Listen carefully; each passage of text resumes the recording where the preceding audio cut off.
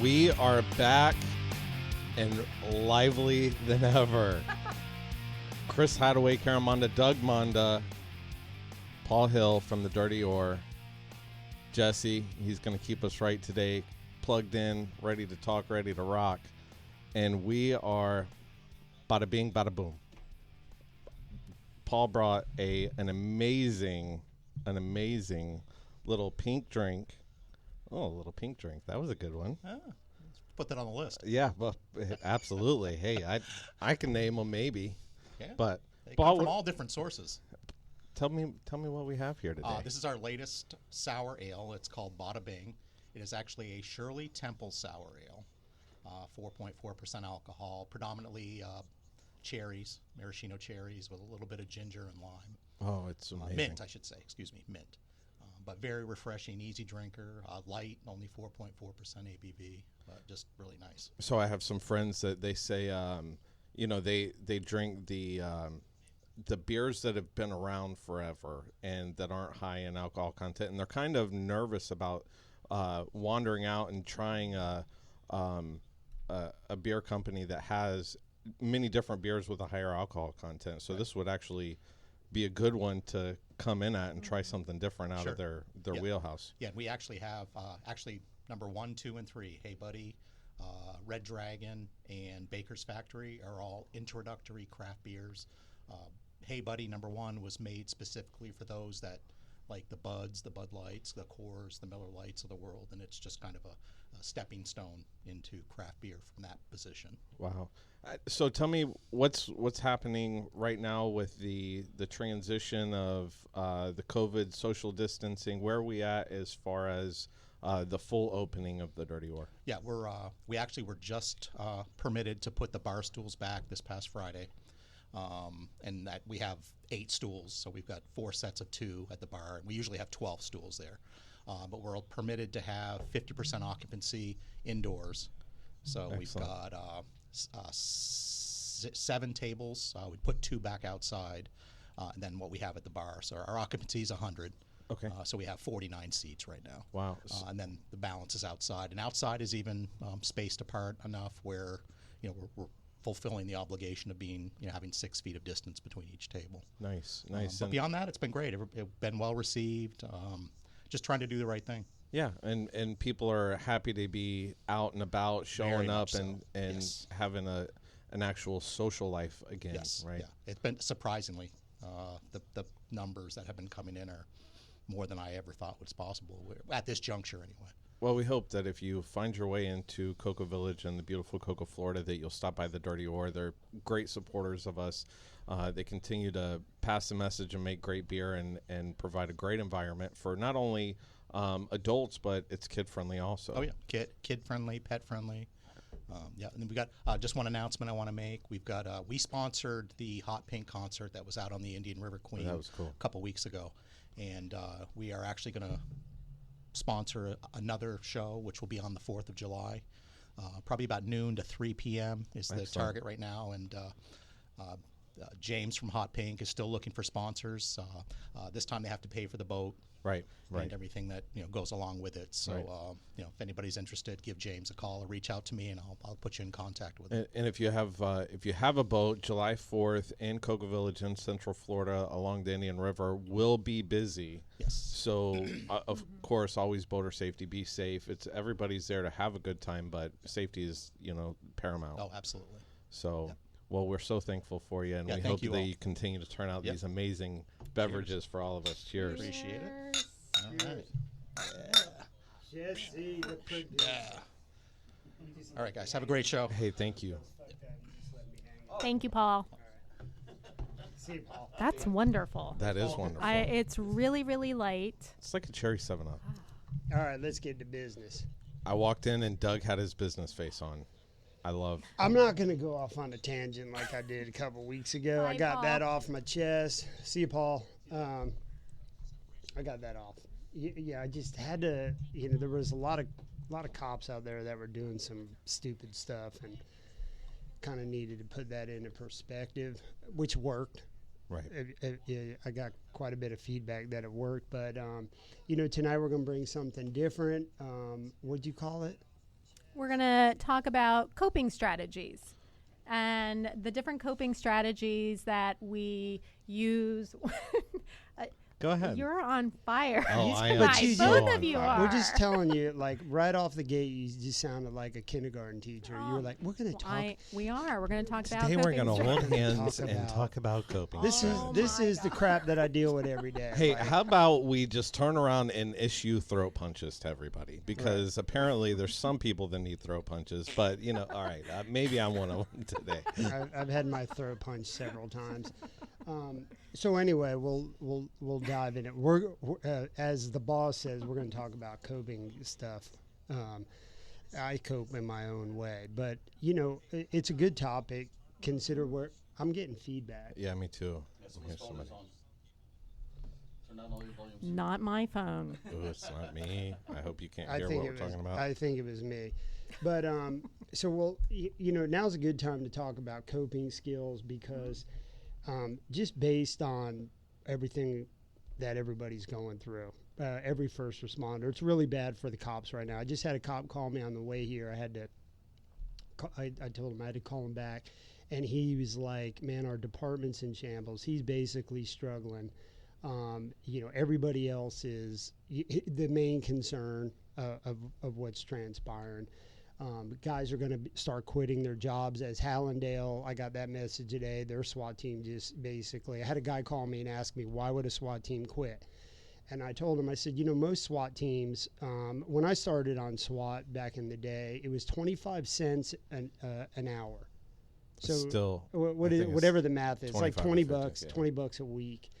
And it wasn't for the money.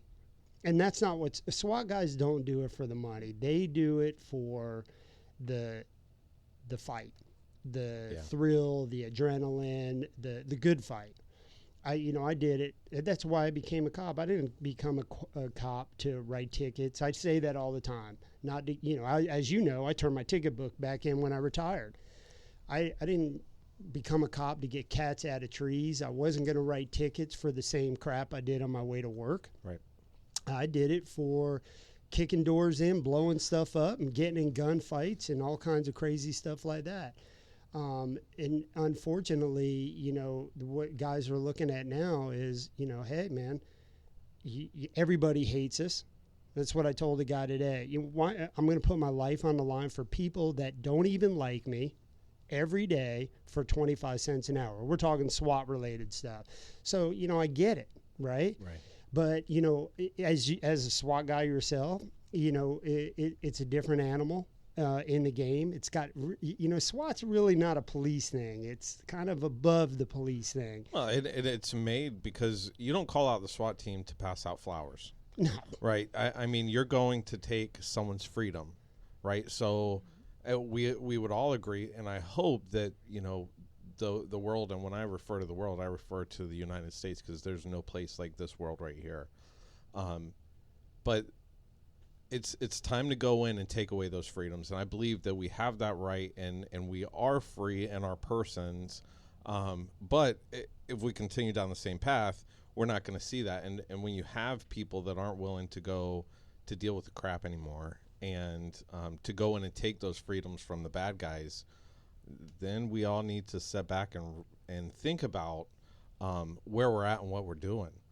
So your SWAT teams are there because that's a last ditch, the last resort that you have when everything is not working.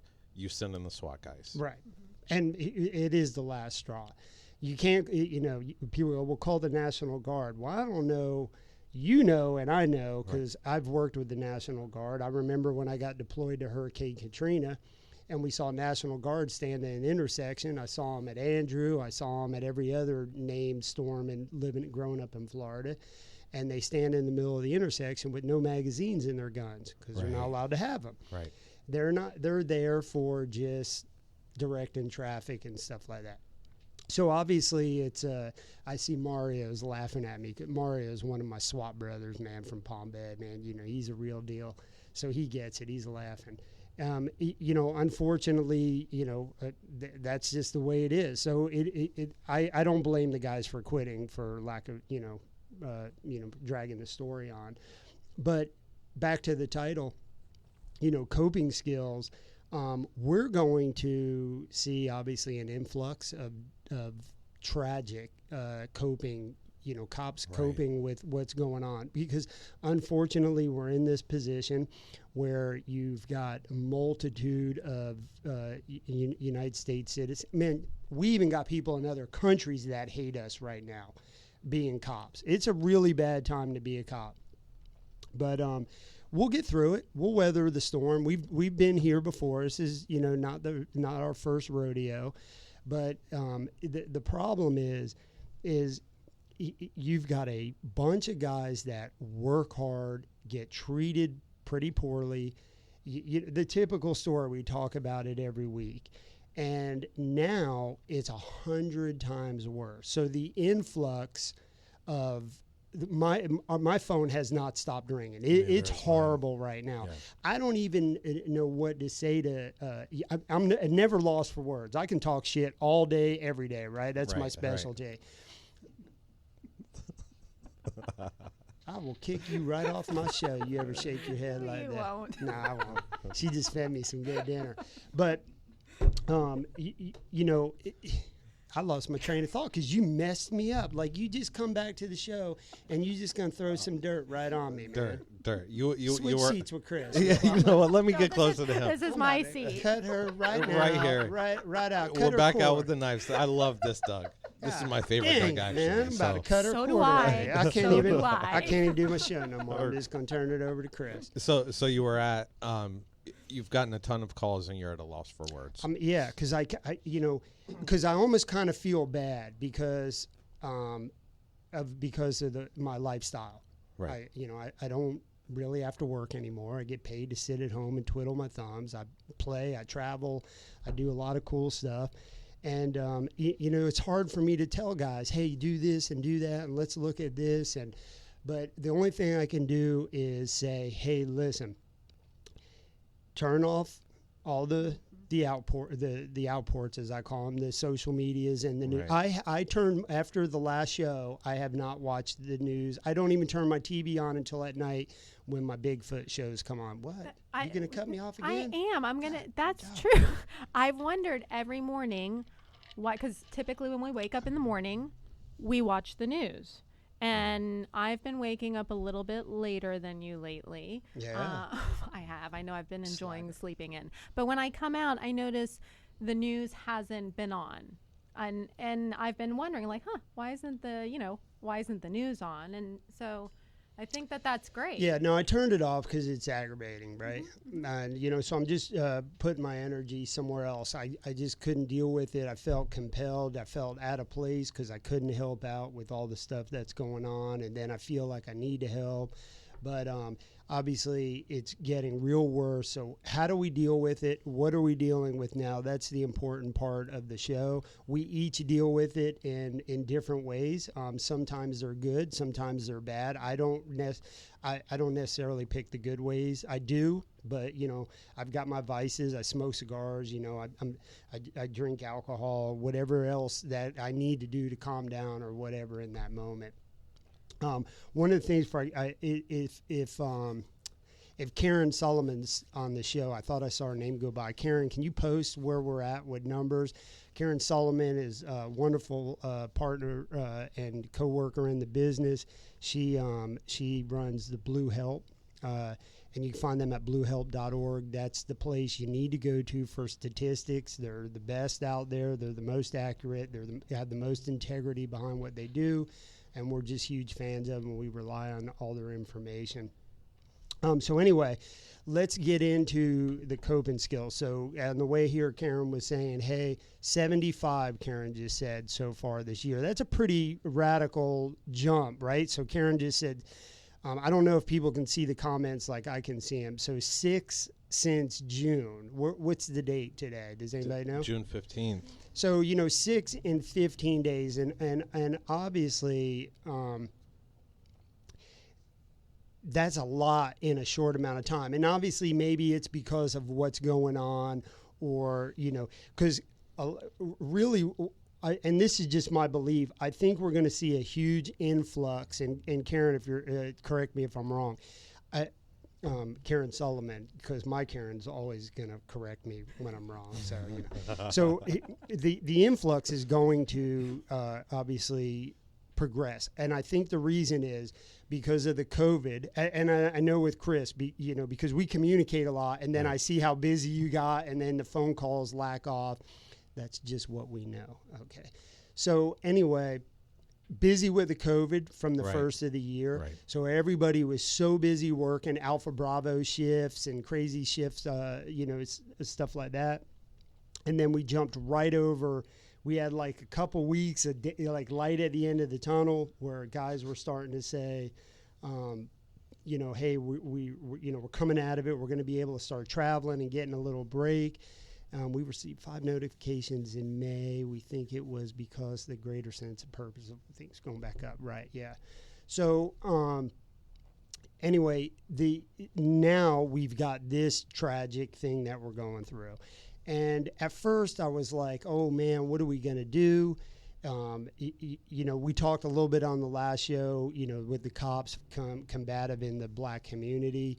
And then as I saw things progress over the past couple weeks, it's really not so, like, I'm seeing 50-50. I'm seeing, like, if you watch it, it's not a black against the cop thing. This is a national, even worldwide event where people are just up in arms over some radical stuff. And, and next week it'll be a different thing. And people are just aggro. Right. And how we can deal with that as cops are one or two ways. We can either accept it and move forward tactically, change the way we do business for now, because this is gonna blow over. It will blow over. Something will replace it, just like COVID. I mean, you couldn't turn the TV on every time you turn the TV on. It was an interview with some governor or the president, and then all of a sudden, wham, some dude gets killed in the middle of the street by a cop, and you don't see COVID on TV anymore at all. Nobody, you do little pitches, they throw it in, the next thing you know, it's a riot or a protest or something of that nature. So we can either embrace it or we can and continue to be negative and fight. Something's going to replace this, and we're going to get back to normal. It's just going to take a little bit of time. And I think, just like everybody says with COVID, business is going to be different now. COVID. You just go to the hospital, just go in the airport. Karen and I flew to Maine last week, and just the whole, what is it called? Where the hospital? No, where the planes go? Airport. So thanks for helping me out. So I didn't know what you were talking about. Hostage, man. You said host, and then I was going hospital, but no, the airport. I got issues, man. Work with it. Well, even in the airport, we saw the way it's different. You're going to see the way listen, since when I became a cop, it was an all-out melee. There was no cameras. There wasn't this. There wasn't that. We used to just kick ass, take names, and move on. And obviously, over my career, things progressed to where they are. The taser era, the body cam era. Now we're just going to see things a little bit different. But the most important thing that we're going to have to regulate is how do we deal with it? Because the bottom line is, if you're going to stay in this industry, you're going to have to deal with a whole lot more stress. And that's the crappy part of this job, as you know and I know. Right. Every day you go to work. Let's step back a year from now, or not a year prior. Every time I went to work, it was always something else. And when I teach and I speak, I talk about the wheelbarrow effect. I've talked about it on the show. And every time you go to work, it's the same crap for you, man. Absolutely. Hey, you guys need to do this form, this policy change. You need to start doing this. Now you're going to do this and this, and this. And you're going, okay, so now I'm doing 100 more things this week for less money or the same amount of money. More for less was a big saying. I think we had a chief one time, and that was his motto. We need to learn to do more with less. And unfortunately, you know, that's going to bring, I'm getting to it. I see Karen's over here starting to pop and lock like rerun. So, you know, yeah, Karen, read his mind. I know what he's trying to say. So anyway, that's going to be the biggest issue is the coping with the masses, because the bottom line is this show is about mental health in law enforcement, and obviously that's my position and that's just what I do. I mean, if you catch me outside this studio like last week, hey man, let's put these up and let's rock and roll. You want to fight? Let's fight. That's the kind of guy I am. But that's not what this show is about. This show is about what are we going to do to survive it? Because unfortunately, we're going to have to move forward. We're going to have to remain in our careers. We're going to have to get past this. And it is imperative that you use the right strategic tools to cope what's going on, because it's really, really bad. And we're talking about cops because you and I are cops, but everybody else is feeling the backlash of this. It's not just a cop thing. It's a firefighter thing. It's a dispatch thing. I'm sure dispatchers are getting cussed out on the phone every 5 minutes. And I'm sure firefighters are on edge, going to scenes and doing stuff like that. Where all these protests and riots are at, they're probably responding like the poor guys are probably not getting a break. They're probably responding, patching people up. You know, we just saw the melee in Miami. You know, I showed Karen, watch this guy gets whacked over the head with a skateboard. You know, he gets filleted open. So everybody's under this pressure. And with the coping, it's imperative that you find the proper tool. And that's what this is about, the proper way to cope. You know, everybody has to cope with something different. I can give you little ideas and little things that I've done and little things. Let me finish this comment. Man, y'all don't know it's like being married to a Latin woman.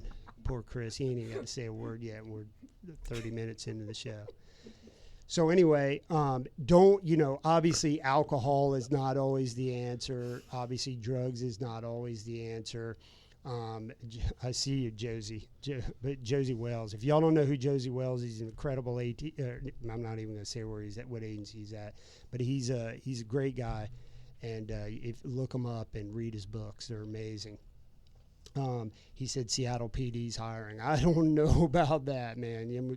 I got a phone call from a Seattle guy this week. He wants to come to Florida. So anyway, don't pick the bad things. So I'm going to tell you, and then I'm going to let you guys chime in and with your coping stuff, and you can have the rest of the show. Can you give me a couple more minutes? Because I didn't even invite you here. Just for the record, man. You just jumped in the car and just like, you know what I mean? It so does not go down that way. Didn't even invite her, man. And I made her drive her car. She can't ride in my new truck. So anyway, I'll tell you an example of a bad coping skill. So back in the day when I was going through my issues, and obviously Karen and I were young in our relationship, one of my coping skills that I see quite a bit that guys don't realize is, Karen brought it up on the way here. I was making a lot of money, not obviously as a cop, but doing some other stuff. And I had some, so I was spending it crazy. I had, as you remember, I had 2 or 3 Porsches in my driveway, which is insane, right? And I had a Hummer, and I had motorcycles and boats. And I tell this story. I had this monster house on the water. I had waited my whole life to get a koi pond. I had this Japanese koi pond that was huge. Amazing. It was amazing, and that was where I was going to decompress every day. And my coping skills ended up getting into, I would buy all these cars and buy all these tools because I was trying to feel happy. Right. I mean, because all my friends would come over and be like, what are you miserable about? I had this, 6,000 square foot home. Everything sucked. Even when I would come home and see my Porsches, which were my babies, you know, oh my God, they got sea salt on them. I got to clean them. They're freaking pain in the ass. And, you know, my kids' BMX bikes. You're still like that. Yeah, well, but you know, my wife don't let me own Porsches no more. You know, she's like, Right. no, But those are you triggers. don't need them though. I didn't say you could talk yet. That's See, good she's like, point. you don't Yeah, need play that, right? Right. No, because she don't want me to buy Porsches because she's looking at 140 grand in shoe stuff that she Right, could right. replace it with. But that's what I was doing, was trying to cope with the pain and the misery by buying tools and tools and toys. Right. And then what was happening was I would get in the car and then I would go out, and everything was extreme for me. If I went out drinking, it was radical drinking. It was a handle in one night, and it was 160 miles an hour down the road, and everything had to be in that radical form. And obviously that was not the path to go to. Right. Now, you know, my coping skills, obviously with a lot of help and a lot of this. Karen. Anxiety. I There stopped you your go. speeding too. You stop my speeding, you know, Not because if driving I Miss was Daisy. speeding Yeah. and then she looks over at me and goes, I don't like that, you know, that type of stuff. So I had to cut that out. Never right? sped again. So There you go. anyway, I just, now it's different for me because now that I'm a little clearer in my head and I kind of stepped back, you know what I mean? And I can see the difference. So now I walk on the beach in the morning, and you know, a lot of times I just sit there, and I took a picture of it the other day. There was nobody on the beach, had it almost to myself. Wow. It was quiet. It was peaceful. And I, on a little side note, as I would pass people, and I was telling Karen this, we were walking the beach yesterday, everybody's on the phone. Right. Everybody. How can you drive to the beach, walk on the beach? It's beautiful. The sun's out, the birds are chirping, the ocean, the water's 85 degrees, and you're Amazing. stuck to that damn phone. You might as well stay home and sit on your couch. Right. And so, you know, for me, I look, I absorb, and then I also know certain people that I can call and get positive conversation. Right. Like if I need positive reassuring or some sort of conversation, I know who to call. And I talk about that. Hey, call your buddies through the week, Right. you know, do different things like that. Those are just two simple examples. So obviously we all know that drugs and alcohol is not going to be the answer. And I can vouch for that. And then we also know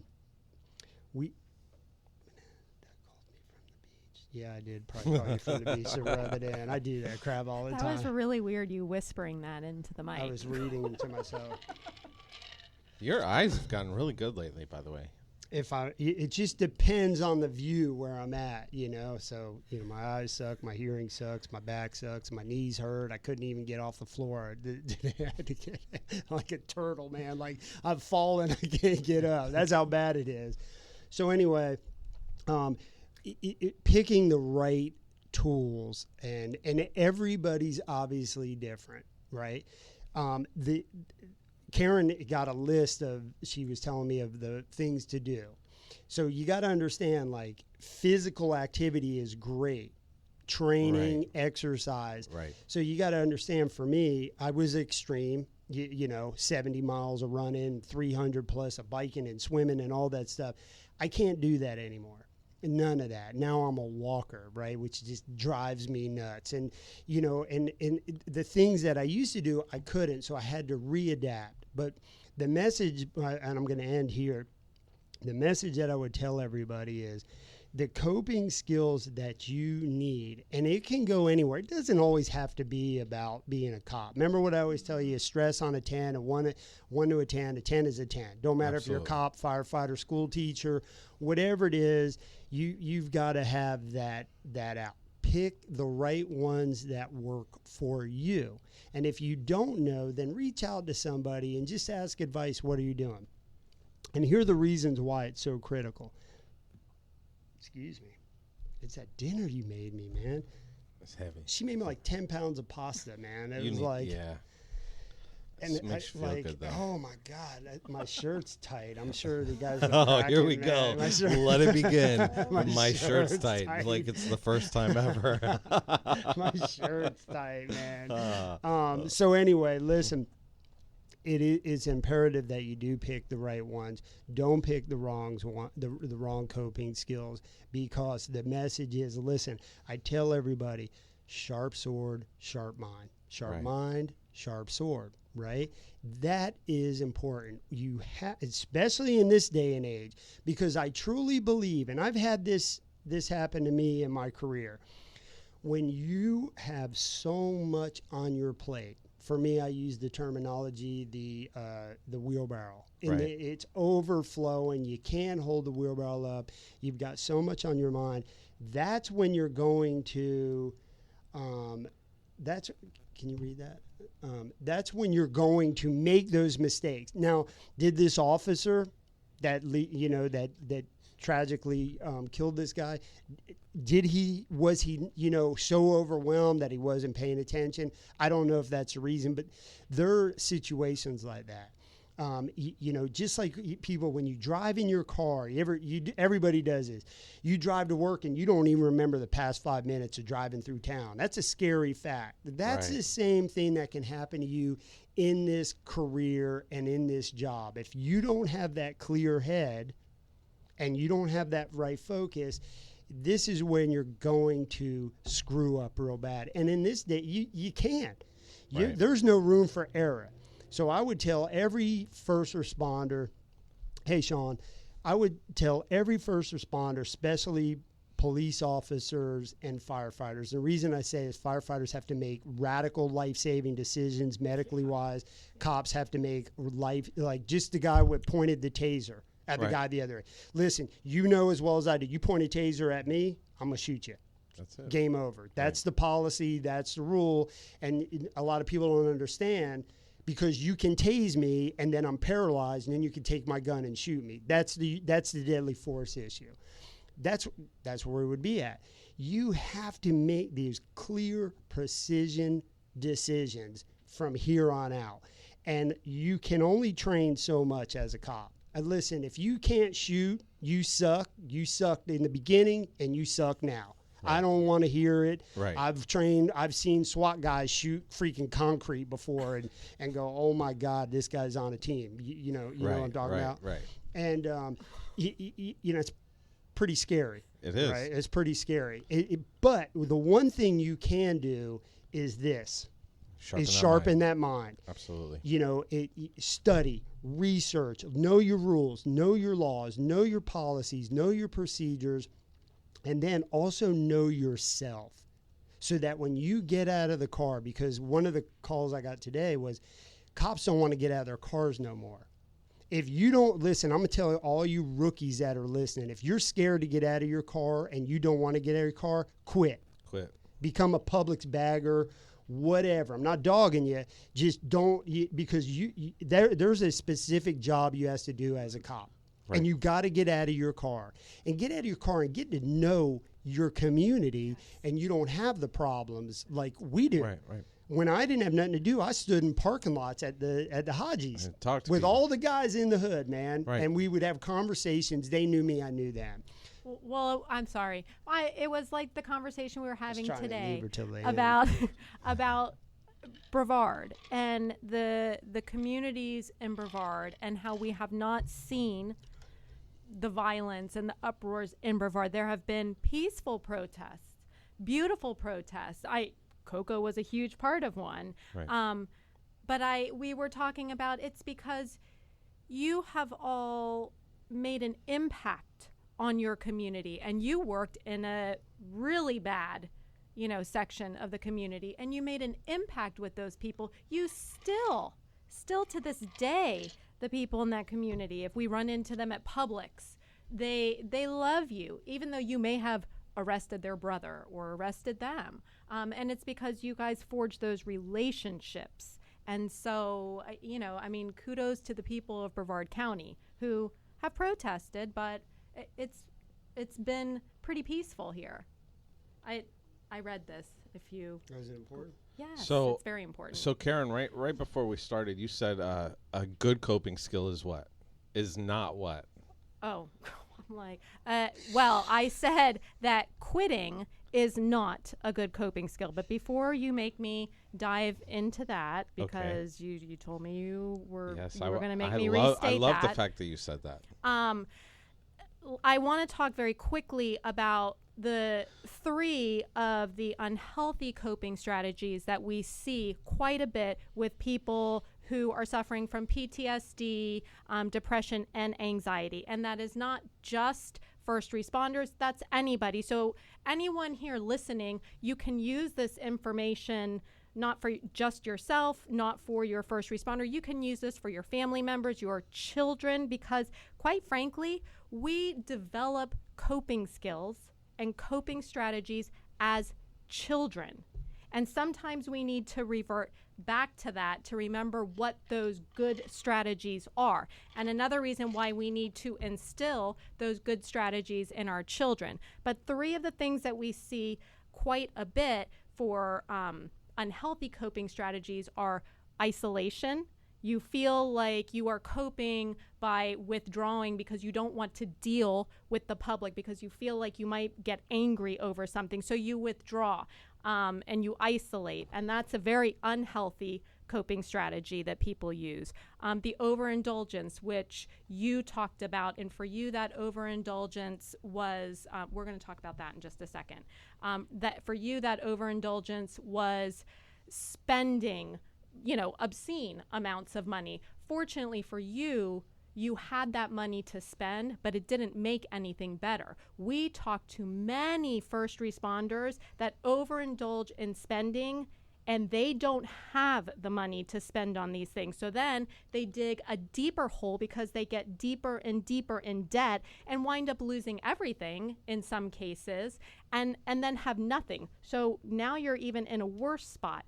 And then the third one that we see quite a bit is substance abuse. It's okay to enjoy a cocktail. We enjoy a drink every time we come here. We meet at Dirty or we built a bar. But when you abuse that and it becomes something that you come home every single day and, I have to have a drink, or, in some cases, even narcotics, because it makes me feel better, then it gets into that abusive pattern, and then that turns into addiction, and that does not help the situation. So those are the 3 things that everybody needs to kind of keep their eyes open about and look for in yourselves, and also those that you care about, including our children, is the isolation, the overindulgence, and it's not just spending. That can be food as well, beginning to overindulge in food and,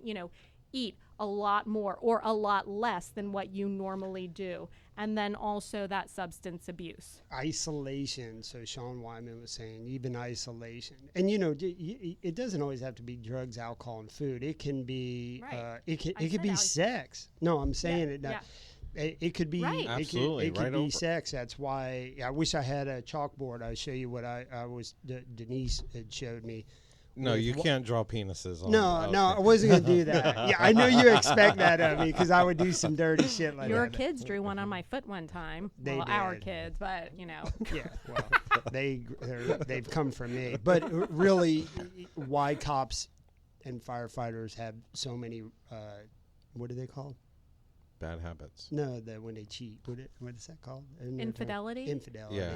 and stuff like Right. that. Just cheating, right? And listen, sex addiction. right, I'm guilty of it. I did it to Karen. Right. It was rough those years because I just couldn't get my fill. So I'm about out of gas. So I'm ready. I want to turn it over to Chris, and I've kind of run it. I want to say one thing real quick.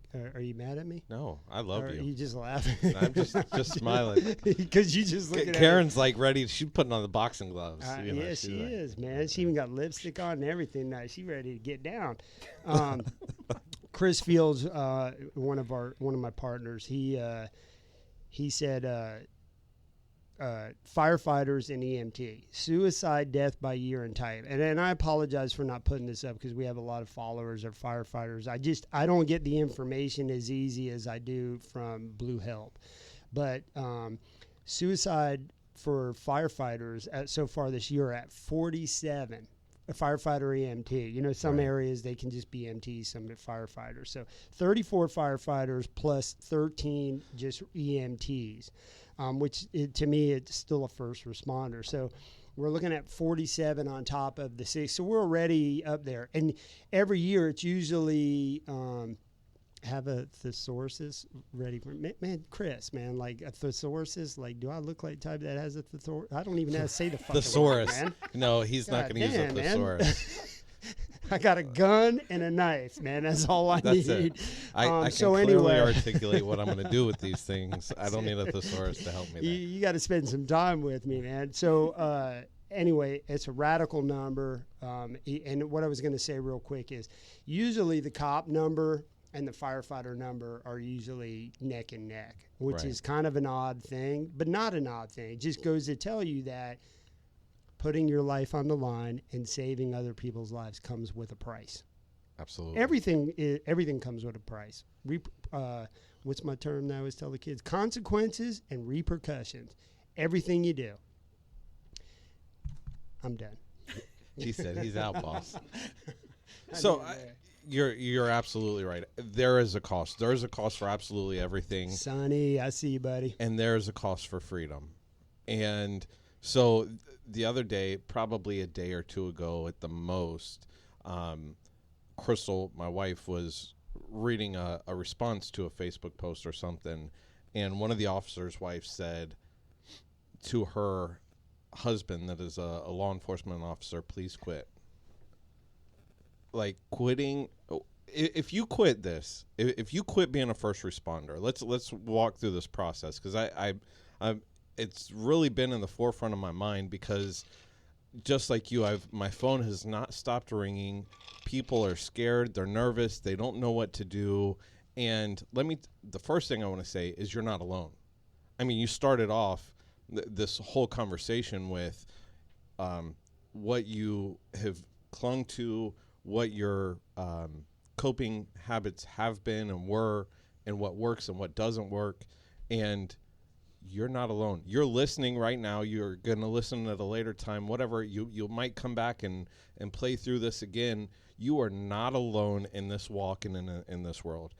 When you give up being a first responder, what does that look like? You're going to put on sheep clothing, because to me that doesn't settle right. I'm not going to walk around and continue to be a sheepdog in sheep's clothing. People don't want to talk about us. They don't want to know about us. They do. They want to see the fancy cop shows, and now everybody's turned their back on us. They were talking about taking Chase from the Paw Patrol off because no one wants to know about cops. Everybody thinks about cops. 90%. I mean, not 90%. That's a very high number. There's a lot of TV shows. Yeah. It's TV 90%. yeah, I mean, everything is based around a first responder type of theme. And so what are we going to do? Let's stop talking about cops. Let's stop talking about first responders. Let's start talking about humans.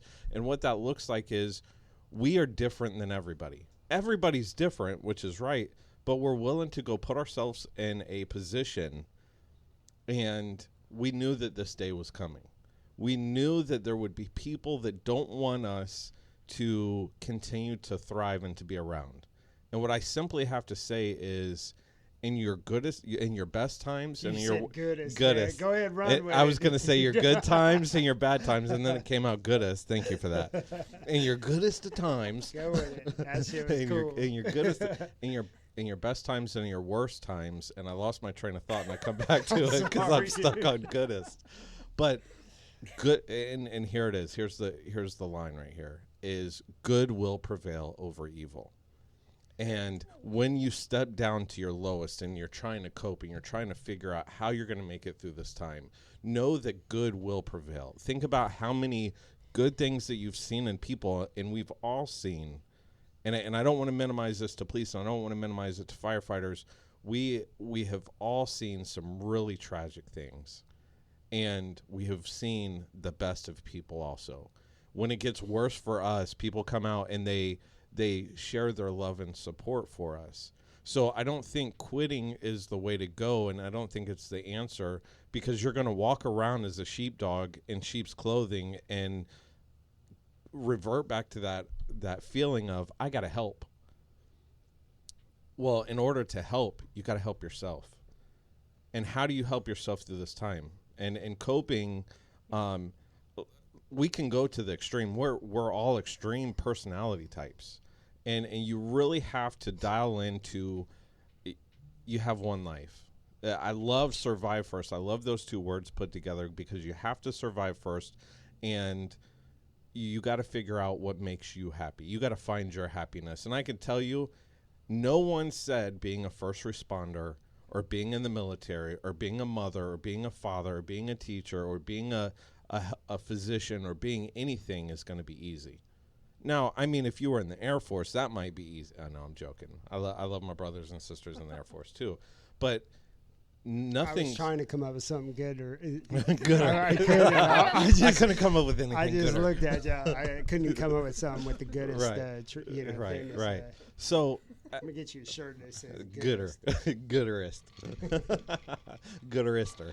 There you go. That's the best word. But nothing is easy.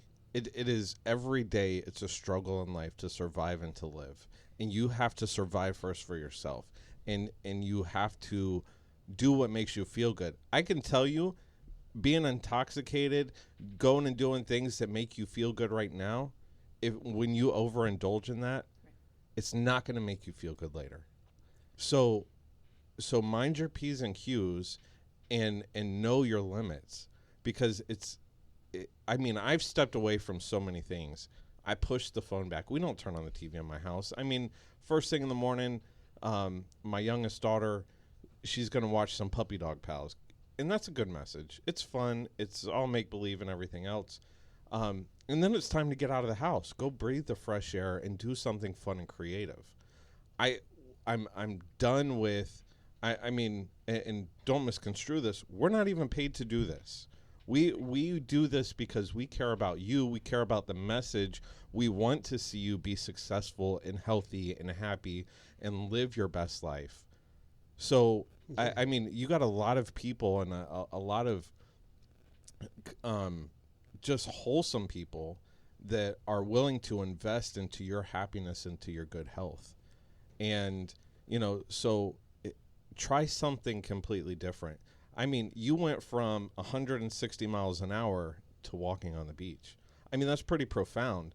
You slowed completely down, and you talked about the birds. You actually heard the birds. When you're moving at a fast pace and you can't stop, and you're so enthralled in that, oh, I got to feel better. I got to spend that money. I got to get that prostitute. I got to have sex. I got to gamble. I got to do all that. You don't hear. You don't hear what's around you. You don't appreciate the sunlight and the fresh water. Did I say I got a prostitute? No. Oh, No. I was like, oh shit, did I say that? No, I was like, no. No, but I married one. I mean, it was. Oh no, I didn't mean to say it like that. I mean, basically, I pay like with shoes and grammar and stuff. Dude, that came out wrong, babe. I'm sorry, man. It's gooderish. She's a school teacher, just Sorry. for the No, record, it's- man. I'm sorry. I'm getting popping. some popping in my Yeah, ears. it's because we were yelling into the Oh, microphone. okay. You were too loud. Sorry, you were I laughing didn't too even loud, say Karen. It's your anything. I'm fault. sorry. It's I your can't even fault. believe I said that about my wife, man. That's- It's like all you right. can slap me. Ev- I have some shoes on order right now. See, that's It's not- fucking fouled High up, heels. man. See, it's living It's the every dream. day, dude. My wife uses like $150 shampoo. She's got nice hair. Damn shit! I'm gonna start using that because look, dude, it ain't that Suave ain't kicking for 99 cents. Suave. I love that. All right, let's get The back simple to- things, right? All right, so I think it is important. We've talked a lot about unhealthy coping strategies, but I think it's really important for us to talk a little bit about what healthy coping strategies can look like. And again, like you said, that may look different for each one of us. It's interesting as you guys were talking, I was sitting back and I was thinking about, one of the things that we use, let's say a coping strategy, because Doug still struggles. Oh, we all struggle. Yeah. He struggles with PTSD, depression, anxiety, and when he is at a low, it's bad. It's rough. You know, I mean, we're not going to lie about it. It's tough. And so we've had to learn coping strategies through the years to get through that. And we've talked about this before about how every night we get out and we walk the dog together. And it may be just around the block, or we have, you know, a little quarter mile, or I don't even think our dog can make it more than a quarter mile. You know, we have this little route that we go. And we've talked about before, when the kids have asked if they can go with us, we say no. Not because we're trying to be mean or because we don't want the kids to go, you know, to be around the kids, but because we have developed that time, and that truly is Your time. a healthy strategy that we use to decompress. Same thing with our tandem bike. We bought ourselves a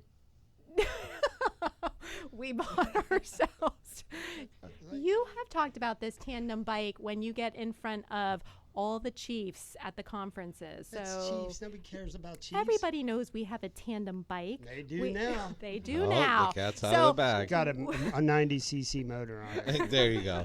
we've taken it pretty fast, actually. I wear my gun. and I ride. He's like, I got to carry my gun and the knife. So, you know, we have this tandem bike that we ride, and Doug, do you ride in the front or the back? In the front. he's in control. All right. Listen, whether you're in the front or the back, you're still on the team, man. That's it. Like I tell you, Same if team. you're a pitcher or a catcher, You're still on the team. same team. And so recently, you know, Doug went through a period where, you know, he was in a depression, and it was really, really difficult for him. And so, I don't know, maybe in the last week or two, we used to keep the tandem bike in the garage, but I noticed it had been put in the back in the shed.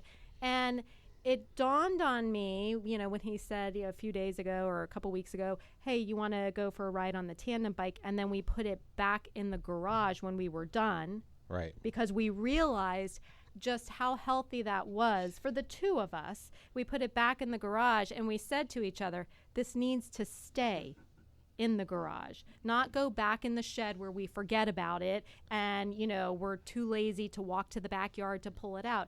That needs to stay in the garage because it's a reminder to us of one of our healthy things that we do to cope with the day-to-day things.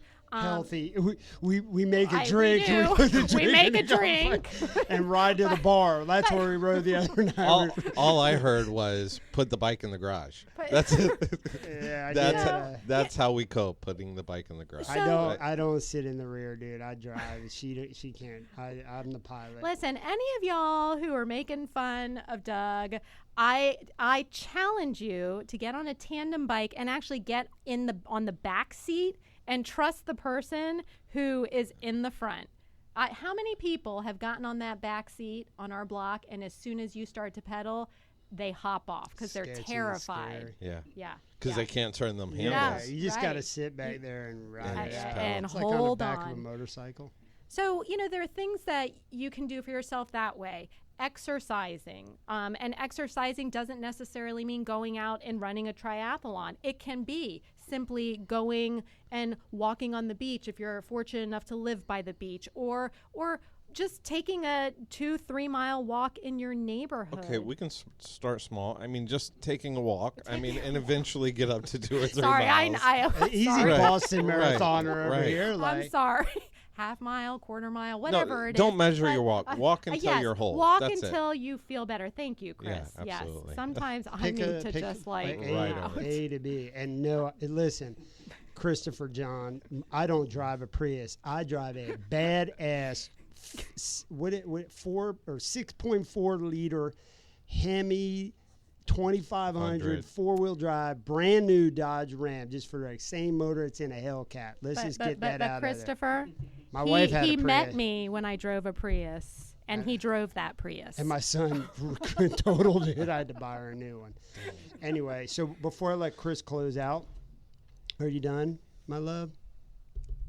Yes. Wait. One more. Oh, one more it's healthy. always one one more. Ladies one and more gentlemen. healthy coping strategy. No, because this has worked for you. It still works for you. Maybe it has worked for you, and I know it certainly worked for me, is counseling. So it is okay to talk to somebody.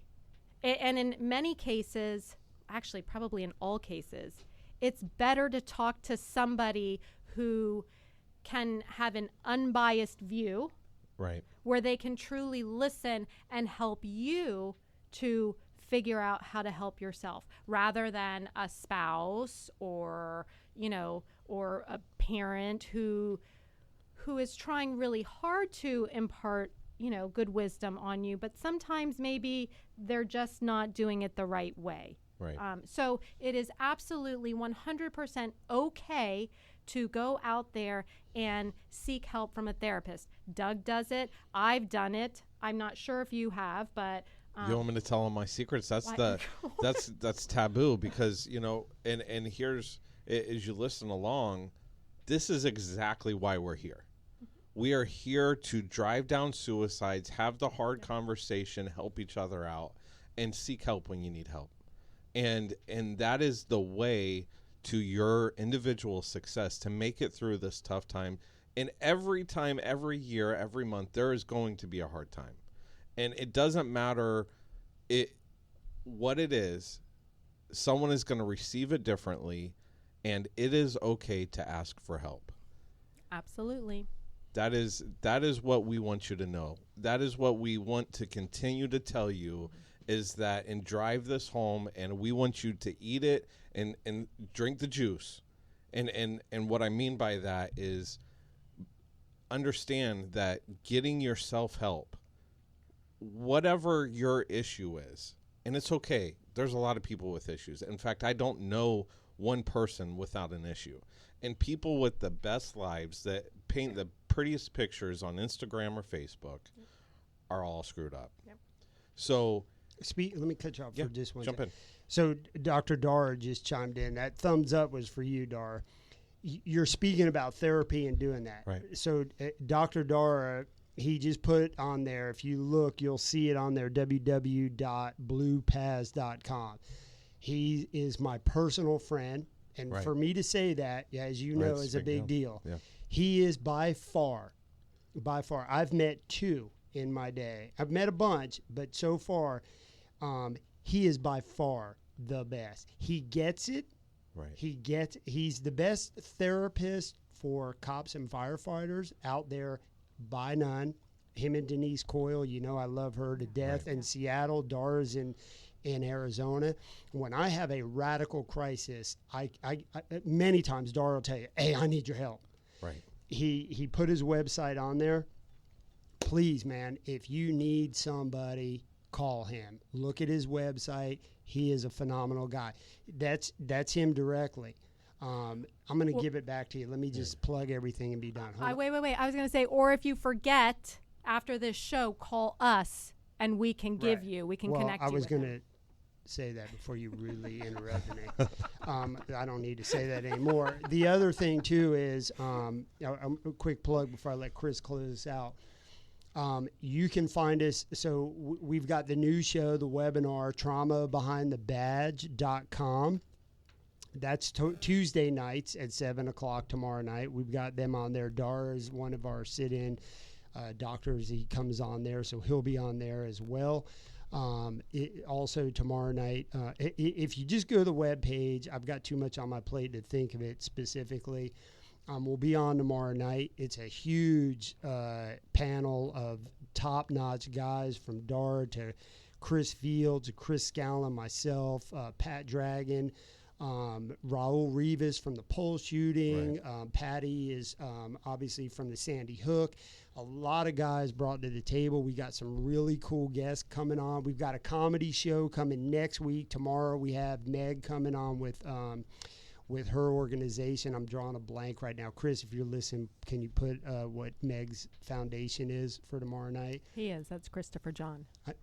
I didn't you want to know throw him under the bus. See, you can tell she's not a cop. She just throws everybody Yeah, out she there, don't right? no censorship here. So anyway, I want to end my segment with a positive note. It's going to kind of sound a little bit controversial, But no, I promise it's going to sound a little controversial, but it's a positive note. Listen, this isn't this really, and this is my opinion. Obviously, I'm nobody important. This is my opinion. This is not about cops. This is about one cop who messed up and killed somebody. Yeah, Chris, Meg, what's her name of her organization? I'm drawing a blank. Because listen, and I said this on the show 2 weeks ago, this is not a black thing, a white thing, or a cop thing. This is the people out there wrecking and killing cops, and they're just criminals. Right. They're black, white, Mexican, whatever, any nationality, just looking for a reason to commit crimes. Because the bottom line is cops don't kill that many people. Right. Blacks kill more blacks than anything. Their ratio is through the roofs. White kill whites more than anything. Wives? You said wives. Whites kill white. You know what I mean?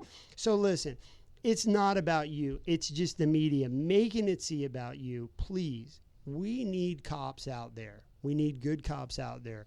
Don't let this bring you down, man. Stay strong. That's why you're in this position in the first place. Go to work. We need you out there. We need to have safe streets out there. Don't pay attention to the media. Don't pay attention to all this bull crap. Do your job. Take care of yourselves. Be engulfed. Listen, there's a lot of resources out there. You can go on the web pages and get it. Our web page on Survive First, Dr. Dara's at Blue Paz. We got our organization like Chateau Recovery. They're just the best out there, and Stepstones for our therapy. We've got tons and tons of resources and good people out there to make us go out there. We don't need to, as Chris just said, we're losing good cops, right? Because they're sick of it.